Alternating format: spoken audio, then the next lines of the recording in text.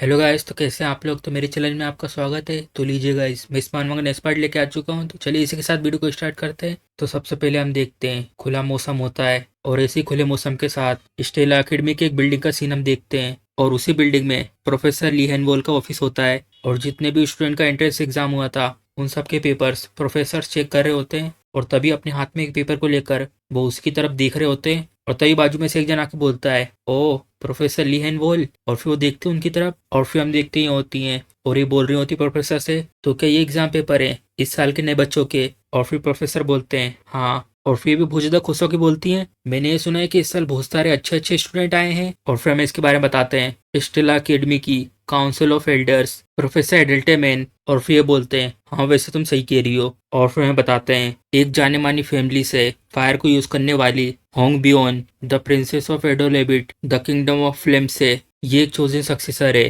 Crown prince की position के लिए द स्केलवेन एम्पायर में। और ये सब उसने 12 साल की उम्र में कर लिया था, क्योंकि उसकी मैजिकल पावर के कारण। और इसका नाम बताते हैं जेरमी स्केलवेन, जिसने अपने सारे भाइयों को सरपास कर दिया था क्राउन की रेस में। और दुनिया के सबसे greatest magic tower full moon tower की तरफ से मैजिक टावर मास्टर का सक्सेसर, और इसका नाम है हेवोंड्रियंग। और फिर भी बहुत ज्यादा खुश होती है और बोलती हैं, मैंने सुना है कि बहुत ज्यादा मुश्किल था एग्जाम क्वेश्चनों को बनाना, क्योंकि इतने सारे एलईडी स्टूडेंट जो इतनी बड़ी बड़ी फैमिली से आए हैं, और जरूर इस साल के क्वेश्चन बहुत ज्यादा इंटरेस्टिंग रहे होंगे, है ना। और फिर भी बोलते हैं मुझे खुशी है कि वो आपके पसंद के थे। और तभी वो सामने देखकर कुछ सोचने लगते हैं, जैसा प्रोफेसर एडल्टेमैन ने कहा जो इस साल के क्वेश्चन है वो कुछ अलग टाइप के क्वेश्चन है। जो इस साल का क्लास प्लेसमेंट टेस्ट था उसमें कुछ नए टाइप के क्वेश्चन दिए गए थे। जो पहले के 3 क्वेश्चन थे वो बहुत ज्यादा मुश्किल थे नॉर्मल स्टूडेंट के लिए सोल्व करना। और जो इंटेंशन था उन 3 क्वेश्चनों के पीछे फ्लेक्सिबिलिटी टेस्ट, अगर तुम प्रॉब्लम को सोल्व नहीं कर पाते हो तो तुम जल्दी से उसे स्किप कर देते हो और बढ़ जाते हो अगले क्वेश्चन की तरफ। और सेकंड,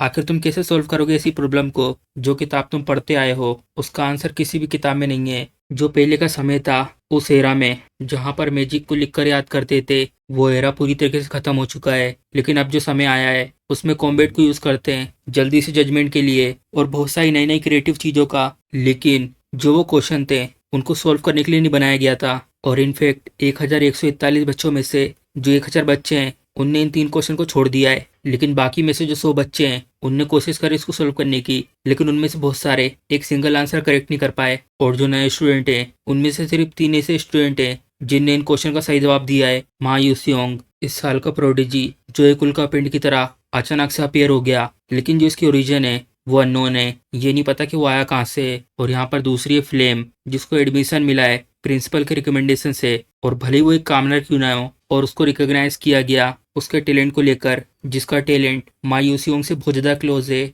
और तीसरा ये बेक्यूसियोल, जो मायूसियोंग और फ्लेम है उनको तो जीनियस माना जाता है, लेकिन मैं श्योर नहीं हूँ बेक्यूसियोल के बारे में, जिसका एडमिशन स्कोर सबसे ज्यादा लो हैगा। और मैंने सोचा नहीं था, और मैंने ऐसे कुछ भी ऐसा एक्सपेक्ट नहीं करा था कि ये सारे क्वेश्चन को सोल्व करेगा। और स्पेशली तब जब ये बाकी प्रॉब्लम को सोल्व भी नहीं कर पाया था। और फिर बाजू में से प्रोफेसर बोलती हैं, मैं सोच रही हूँ कि तुम इतना ज़्यादा इंटरेस्टेड क्यों हो ये नए स्टूडेंट के स्कोर को लेकर। और ऐसा लगता है यहाँ पर एक ऐसा स्टूडेंट है जिसका स्कोर कुछ मेक सेंस करता नहीं है। ये मेक सेंस करता है क्योंकि ऐसे बहुत सारे फॉर्मूला है और इक्वेशन है जो उनको सोल्व नहीं कर सकते। क्या तुम इन्हें सोल्व कर सकते हो बिना कुछ जाने। और फिर प्रोफेसर बोलते हैं, क्या तुम्हें ये लगता है जो ये बच्चा है वो जीनियस है। और फिर वो बोलती हैं ये शायद कोइंसिडेंस हो सकता है। और फिर वो वहां से चले जाती हैं। और फिर देखते हैं सामने की तरफ, और फिर हम देखते हैं उसकी प्रोफाइल की तरफ देख रहे होते हैं, और उसी के साथ एक कागज भी होता है जिसमें कुछ लिखा होता है। और उसमें लिखा होता है इसको एक स्पेशल एडमिशन ग्रांट किया गया है, क्योंकि जो इसकी एबिलिटी है बिलिंग को कंट्रोल करने की, इसलिए इसको ऊंचा सम्मान दिया गया है। तो जो ये बच्चा है जिसको प्रिंसिपल ने खुद एडमिशन ग्रांट किया है,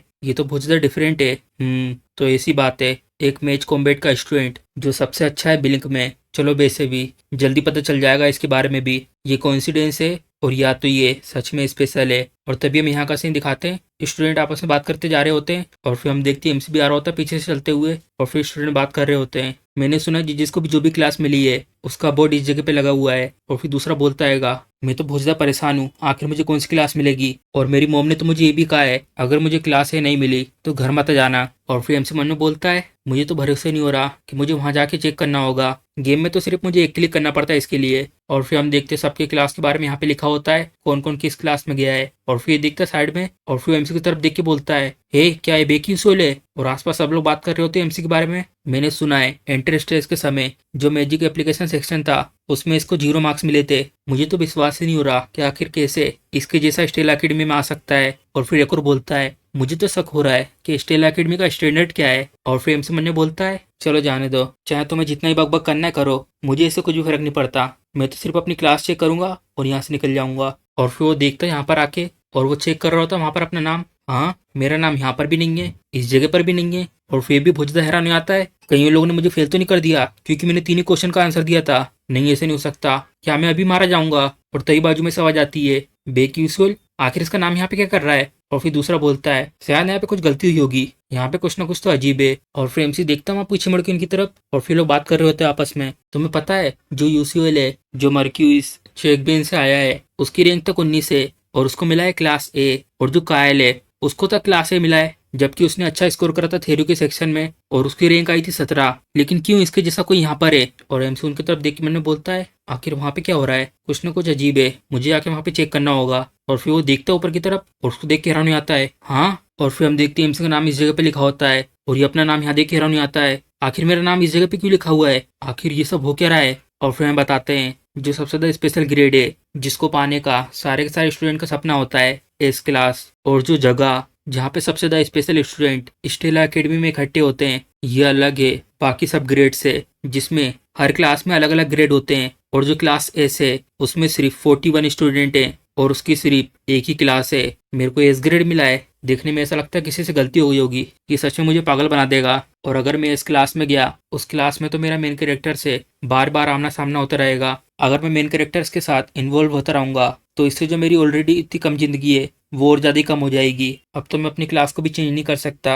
और फिर वो जाने लगता है यहाँ से। और फिर मन में बोलता है मुझे सिर्फ अपना बेस्ट ट्राई करना होगा कि मैं अपनी लो प्रोफाइल रख सकूं, चलो किसी तरीके से मैं मैनेज कर लूंगा। और तभी हम देखते हैं फ्लेम यहाँ पर आ जाती है और वो शायद उसका नाम वहाँ पर देख लेती है और कुछ बोलती नहीं है। और फिर हमें इस जय का सीन दिखाते हैं और फिर हम देखते हैं यहाँ पर ये इसको एक चाटा मारती है और बोल रही होती गुस्से में तुमने 3 क्वेश्चन को गलत कर दिया और जो प्रिंसेस एसएल है उसने तक 2 आंसर सही करे हैं। और फिर हमें इसके बारे में बताते हैं एलिमेंटन क्लास फायर एलिमेंट की प्रोफेसर होंगिएल। और फिर वो बोल रही होती इससे तुम उन क्वेश्चन का आंसर नहीं दे पाई जिनका आंसर उन कीड़ों तक ने सही दिया है, इसका मतलब तुम उन कीड़ों से भी सबसे ज्यादा नीचे हो। अब तुम्हें अपने आप को एक कीड़े की तरह देखना होगा और तुम्हें वो एग्जाम फिर से देना होगा। तुम्हें समझ में आया कि नहीं आया बियॉन? और फिर बोलती है हाँ मदर। और फिर हमें पता चलता है ये जो है जिसने इसको चाटा मारा है वो इसकी मदर है। और फिर भी चैन की सांस छोड़ती है और बोलती है मेरी बात सुनो बियॉन, तुम अफोर्ड नहीं कर सकती कि तुम मेरे जैसा बनो जिसको किंगडम से निकाल दिया गया है और यहाँ पर आकर किसी एक स्टूपिड प्रोफेसर की पोजीशन पर है। तुम नहीं बन सकती वो जो किंगडम को बदनाम करे। और फिर वो झुकती है और फिर उसके पास आके बोलती है तुम्हें बनना है एक अच्छी एग्जिस्टेंस, अपनी सिस्टर से भी अच्छी। और फिर वो मुस्कुरा रही होती है, तुम समझ गई ना मेरा क्या मतलब है ना? क्यों? फिर ये बोलती है ऑफ कोर्स मदर। और फिर वो बोल रही होती है मुझे कुछ भी समझ में नहीं आया, मैं उस तरीके से जी रही हूँ जिस तरीके से मुझे सिखाया है और उस तरीके से चीज़ों को सोल्व कर रही हूँ जिस तरीके से मुझे सिखाया है। मैजिक से बनी समस्याएं जो मैंने नहीं सीखी हैं, स्पेल मैंने नहीं सीखा है, फॉर्मूला मैंने नहीं सीखा है। और फिर वो रो रही होती है क्यों, आखिर क्यों तुम मुझे इतना ज़्यादा परेशान कर रही हो? और फिर हम उसके बाद इस जगह का सीन दिखाते हैं क्लास एस। और फिर हम देखते हैं एस क्लास के स्टूडेंट आ चुके होते हैं और फिर हमसे बहुत ज़्यादा परेशान होता है और मन में बोलता है मेरे तो लग गए, ऑफ कोर्स मुझे यही क्लास मिली है और ये पूरी जगह भरी हुई है बिना बात करने वाले अजीबो गरीब लोगों से। और ऐसा नहीं कि मैं ट्राई कर रहा हूँ हाई स्कूलर के साथ दोस्त बनने का। और भी कुछ लोग बोल रहे होते हैं आखिर ये यहाँ पर क्या कर रहा है? और फिर दूसरा बोलता है यही तो मैं फिगर आउट करने की कोशिश कर रहा हूँ। क्या तुम्हें पता है जो हमारे पेरेंट्स है उनने इसके बारे में आवाज उठाई थी इसके बारे में कि ये क्या कर रहा है इस क्लास में, और उनका सिर्फ एक ही रिस्पॉन्स था जो बेक यूसुल है उसके पास पूरी क्वालिफिकेशन है कि वो इस क्लास में आ सकता है। और फिर दूसरा बोलता है सच में ये तो मेक सेंस कर ही नहीं रहा है। और फिर एमसी मन ने बोलता है वेल ऐसा लगता है मुझे सब लोग बाहर निकालने की कोशिश कर रहे हैं, लेकिन फिर भी ये लोग बहुत ज़्यादा कड़ी मेहनत कर रहे हैं जब से लोग छोटे थे, तो उनके लिए ये सब तो फ्रस्ट्रेटिंग तो हो गई कि मेरे जैसा कोई उनकी जैसी सेम क्लास में है। और चलो वैसे भी कोई भी अपनी क्लास चेंज कर सकता है, ये देखकर कि वो टेस्ट में कैसा कर रहा है। और वैसे भी इस क्लास कुछ अलग नहीं है। और ऑफ कोर्स यहाँ पर कुछ ऐसे केसेस भी हैं जिसमें कोई अपनी क्लास से डिमोटेड हो गया था। और अगर मैं इसी के बारे में सोच रहा हूँ तो यहाँ पर एक ऐसा मेल स्टूडेंट था जो एक क्लास से इस क्लास तक में आया था। और वैसे मैं इसके बारे में बाद में पता लगा ही लूंगा, लेकिन तब भी ये तो बहुत ज़्यादा अमेजिंग है ये सोचना कि जो एक गेम कैरेक्टर है वो मेरे सामने बैठे हैं और कुछ सालों में जितने भी यहाँ पर स्टूडेंट बैठे हुए हैं वो पूरी दुनिया में फेमस हो जाएंगे। और इनमें से 5 लोगों की ऐसी पॉसिबिलिटी है कि ये लोग बिट्रे करेंगे मैजिक वर्ल्ड को। मा यूसियोंग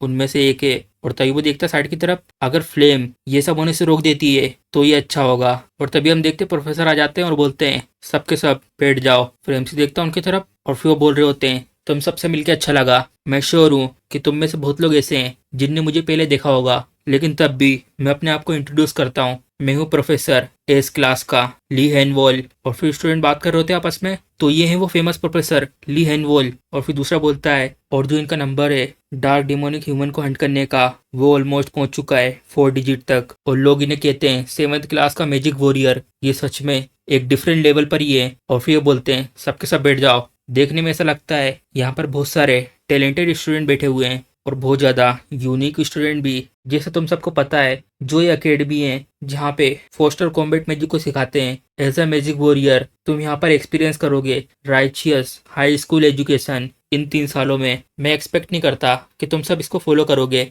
लेकिन मैं चाहता हूँ कि तुम सब अपना पूरा बेस्ट दिखाओ इतने समय में। और किसी का क्वेश्चन है इस चीज को लेकर, और फिर हम देखते हैं सबके सब शांत होते हैं। और तभी टीचर बोल रहे होते हैं चलो फिर अच्छा है स्टार्ट करते क्लास को। और फिर हम देखते हैं ये अब आती है क्लास में। और फिर हम देखते हैं उसका गला भी लाल होता है जिस गाल पे उसकी मम्मी ने चाटा मारा था। और फिर हमसे ने बोलता है ऐसा कैसे हो सकता है, होंग बियोंग जो सबसे ज्यादा रूल को फॉलो करती है वो लेट कैसे हो गई। और फिर वो जाती है टीचर के पास और फिर हमसे बोलता है क्या कुछ हुआ था। और फिर अपने ग्लासेस लगा के चेक कर रहा होता है। चलो चेक करते हैं बुलबुल गिलासों से। और फिर हमें बताते हैं होंग बियोंग के बारे में, विलेनेस, फायर मेज, और इसको पसंद है रेड जिंजन कैंडी, और कभी कभी अपने आप को जला लेती है और सिर्फ ड्रिंक करती है एक्सप्रेसो ब्रेवेड द अकेलिया वे, और इसकी एक इविल मदर है और गारंटी है कि ये मरेगी। और फिर हमसे उसको देखता है हाँ बस इतना ही, और ये गारंटीड है कि ये मरेगी। अगर एसेल मर जाती है फ्लेम की वजह से, होंगब्योंग मारी जाएगी क्योंकि दोनों की वजह से फ्लेम और एसेल। तुम ऐसा भी कह सकते हो ये एक विलन का फेट है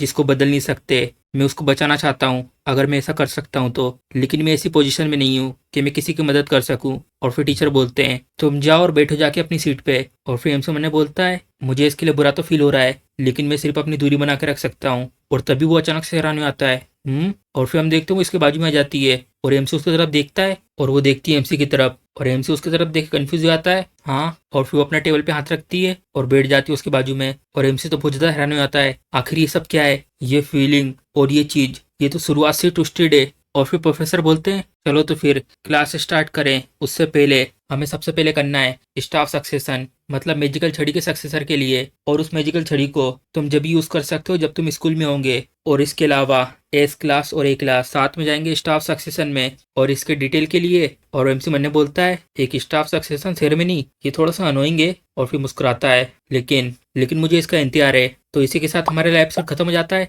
अगर आपको वीडियो पसंद आई तो वीडियो को लाइक, चैनल सब्सक्राइब करना मत भूलिएगा। चलिए मिलते हैं अगले एपिसोड में।